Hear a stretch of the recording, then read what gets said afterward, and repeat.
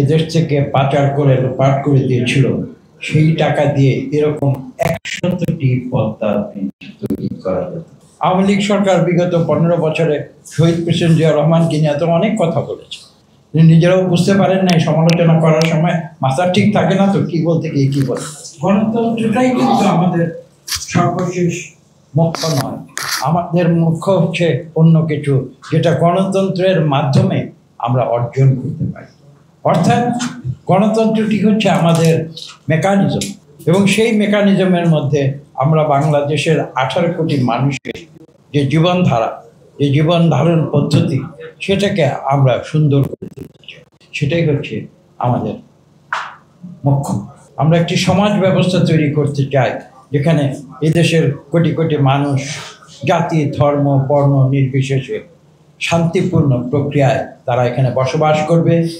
তারা এমনভাবে জীবনযাপন করবে যেখানে তাদের পেটের ক্ষুধা নিয়ে চিন্তা করতে হবে। এবং সেই কারণে আমি আজকের ব্যাংক বিমা যে পরিষদ, যারা জাতীয়তাবাদী আদর্শে বিশ্বাসী, যারা আজকে আলোচনা সভাটির আয়োজন করেছেন, আমি তাদেরকে আন্তরিক ধন্যবাদ জানাচ্ছি।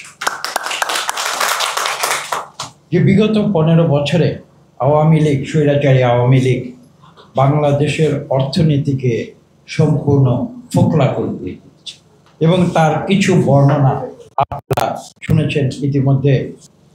এখন $234 বিলিয়ন যদি আমি বলি, ঠিক আছে, বিলাতের পত্রিকায় লেখা হয়েছে এবং সেখানে এটাও বলা হয়েছে তার বেশ বড় একটা অঙ্ক কিন্তু বিলেতে পাচার হয়েছে।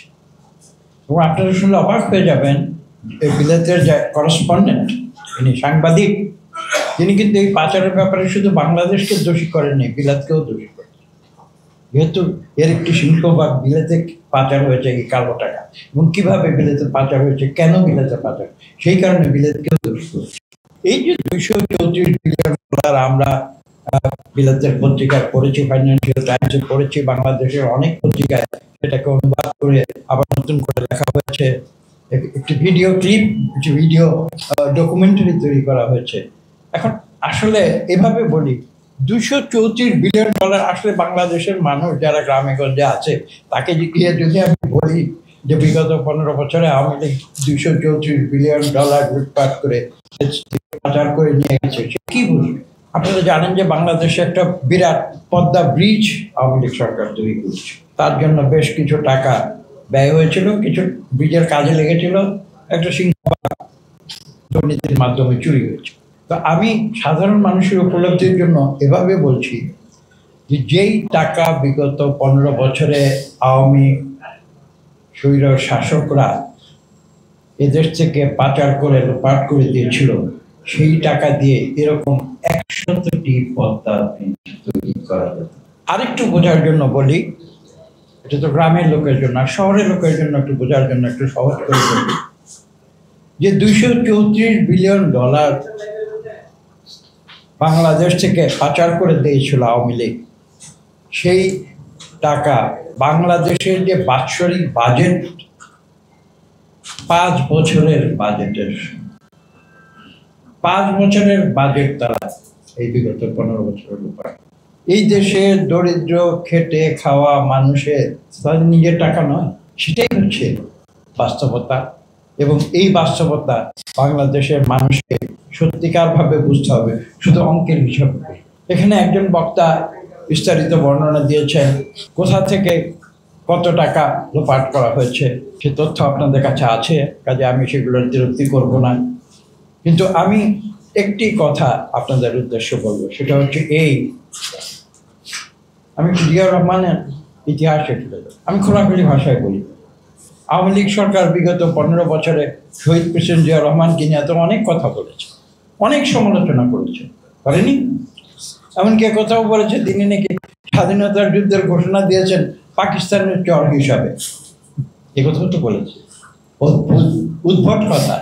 পাকিস্তানের চর হিসাবে যদি তিনি কাজ করে থাকেন, তাহলে তিনি পাকিস্তান ভেঙে বাংলাদেশের ঘোষণা দিলেন কেন? তিনি নিজেরাও বুঝতে পারেন নাই, সমালোচনা করার সময় মাথা ঠিক থাকে না তো কি বলতে গিয়ে কি বলে। এত সমালোচনা আপনারা বিগত 15 বছরের পত্র পত্রিকা 365x15 সংসদ সদস্য হতে পারবে কি পারবে না সেটা নির্ধারণ করলাম।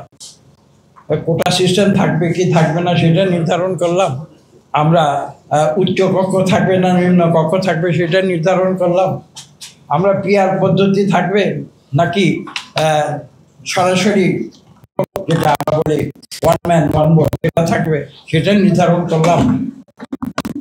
বা যত রকমের সংস্কারই করি না কেন, কোনো সংস্কারে কোনো কাজ হবে না যতক্ষণ পর্যন্ত না আমরা আমাদের সমাজ থেকে দুর্নীতিকে নির্মূল না।